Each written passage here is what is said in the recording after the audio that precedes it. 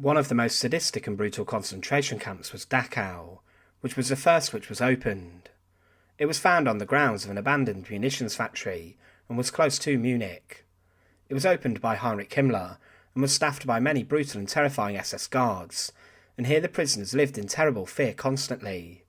They believed that they would be executed at any point, and prisoners who could not complete as much work often were. There was a huge amount of torture used at the camp, and there were standing cells which forced inmates into cramped cells for a long period of time. These were so tight that prisoners could not sit down or crouch, and there was very little oxygen. There were also floggings in which people were secured to whipping posts and they were beaten. Around 188,000 people passed through Dachau's barbed wire fences, and over 41,000 people never made it out alive, due to executions, diseases, starvation and ill treatment that occurred there. But there was a forgotten kind of torture that was used upon the prisoners, which drove some of them completely crazy, and aimed to break their will.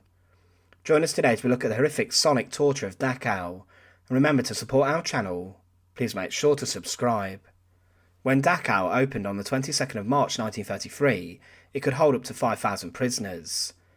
However, it was said that Camp Commandant at the time, Third Reich, then tried with all the means available to him to teach the prisoners nationalistic principles and to drive the internationalist ones out. Reich reorganised Dachau into a concentration camp that he believed would be the most productive, and he crafted the guards into becoming brutal and violent SS members, who would not think twice as to use their whips or their weapons, and even take the lives of prisoners. They used Dachau as a tool for education, and used hard discipline to reform and force people into what the Nazis wanted them to be. Many, however, were locked up for years inside of Dachau, and Reich would utilise modern technology inside the camp to help him Nazify some of the prisoners. He used music to instil into the prisoners the German identity that they were missing. A loudspeaker system was created at Dachau in the summer of 1933, and to pay for this the Jewish prisoners had to donate money and valuables for this.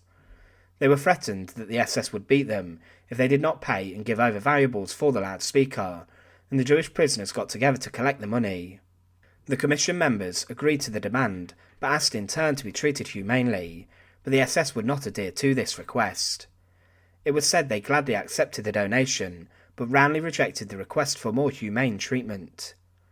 But loudspeakers were placed all around the camp, and to begin with they were sometimes connected to radio stations. There was one speaker placed on top of the shunt room, and one prisoner described the sound from the radio as, "When the first sounds came from the speakers, we were sure that the modest amount of rest and quiet normally brought by the evening was gone forever. After a few awkward crows, the beast began to play marches, the Italian Fascist March and the Badenweiler March. The musical vomit lasted a little while, but then the noise machine began again. In the beginning the radio crackled uninterruptedly with noise. The number of records played was small, but the music had a penetrating power. As if from the halls of Valhalla, the Teutonic bard howled to your arms, in a voice that sounded like it came from a wild animal. It continued from the song Germany Awake from Your Dreams. The treatment of national awakening through German song lasted well into the night. It concluded with the German national anthem and the Horst Wessel song. And so the great mother Germania sat invisibly by the beds of even her most depraved sons, singing them to sleep. So the SS would play patriotic Nazi music through the speaker system to demoralise the prisoners, and they also played marching music. Prisoners initially, as mentioned, were allowed to hear the news on the radio, but this rule was quickly changed. But sometimes snippets of news would get through to the prisoners. One inmate said there was always someone who had heard on the radio that day, and it was even discovered that prisoners managed to listen to a report on a football match played between Nazi Germany and Belgium. But the loudspeaker system then became used by the commandant to screech and scream and berate prisoners constantly with his hate-filled speeches and anti-Semitic tirades, and during one of these it was said that the loudspeaker even broke. But then 2 more speakers were installed inside of the corner of the cafeteria in Dachau.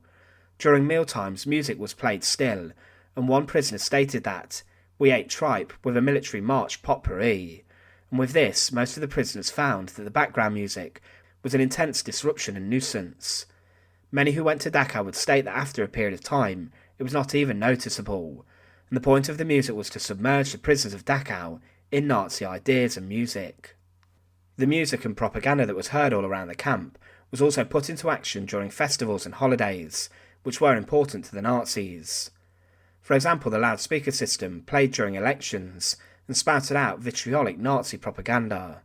But on these days the Nazis would torture many of the prisoners inside of Dachau, and they would be forced to listen to this evil and violent anti-Semitic language spouted by leaders of the party. Hitler's broadcasts would even be played, and during the Nazi Party Congress of summer 1933, the prisoners' work was stopped so they could listen to the Nazi speeches and ominous music that went with them.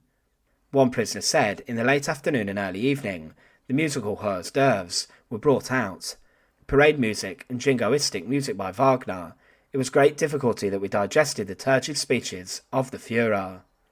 Those who were allowed to vote inside of Dachau were allowed to do so, and were forced to vote for the Nazis over the camp's speaker system.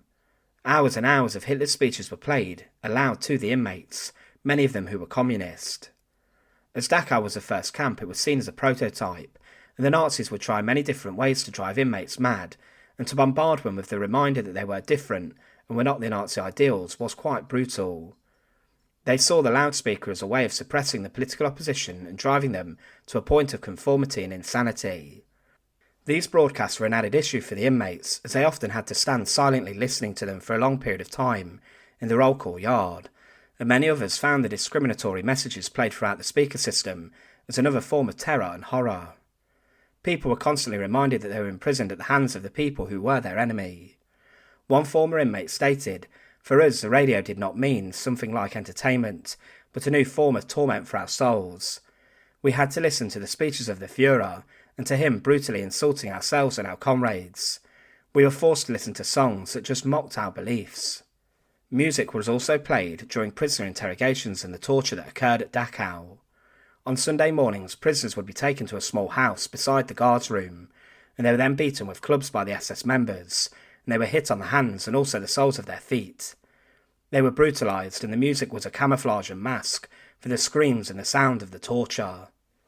The music hid the horror, and there was one guard who was known as Ivan the Terrible, who following one torture session lit a cigarette, and in front of the prisoners began to dance on one leg to the music on the radio that was coming from the speaker. But the horror of Dachau was a constant for the prisoners and inmates that lived there.